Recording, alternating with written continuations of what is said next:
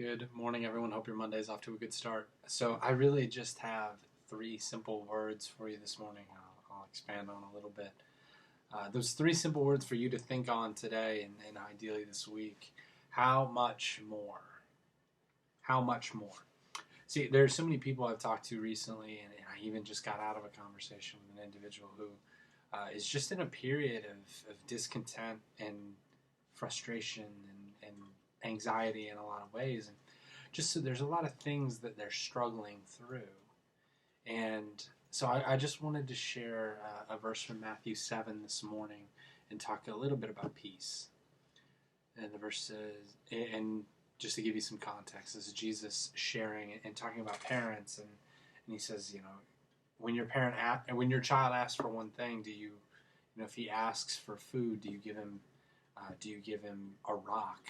If your kid asks for something, do you give them something else, or do you give them what they need? Do you give them good gifts? And then it culminates in Matthew 7 verse 11. He says, if you then, though you are evil, know how to give good gifts to your children, how much more will your Father in heaven give good gifts to those who ask him? So there's two components to that involving peace. And the first one is just this reality of, I can look at my friends, I can look at people in my life, certainly the parents that are listening, you can relate to that idea of you look at your child, and it's not even just I know they need food, water, shelter, those basic things. It's being able as a parent to look at your child and be able to identify really good, thoughtful, meaningful gifts. Because you know them, because you care about them, because you want what's best for them, and being able to have all those things come together and say, man, I know what my kid not only needs, but wants, things that he or she would enjoy, and that you're able to give good gifts.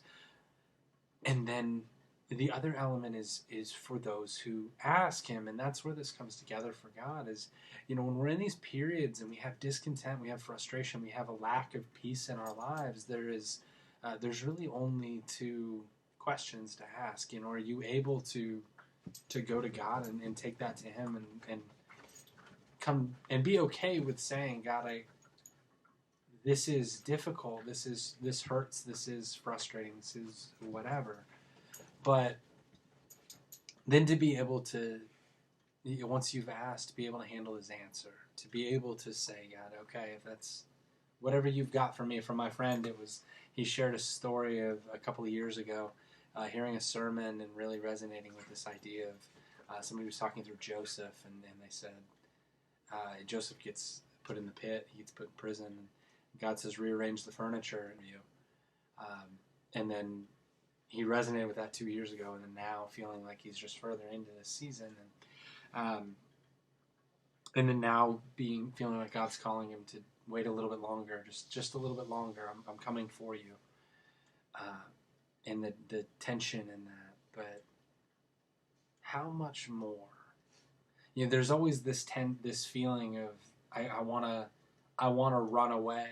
I wanna get out of this. I want this discomfort to be resolved as soon as possible. But God says so many times, be patient, wait for me, wait for my time, wait for me to deliver you, and it'll be worth it. How much more is God going to provide for you? How much more is God going to deliver through that?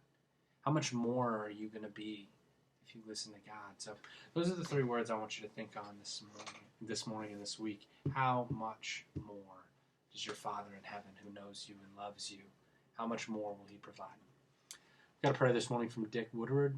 It says, God, teach us what it means to have faith in silence. When we face trials that are beyond our understanding, help us to find peace.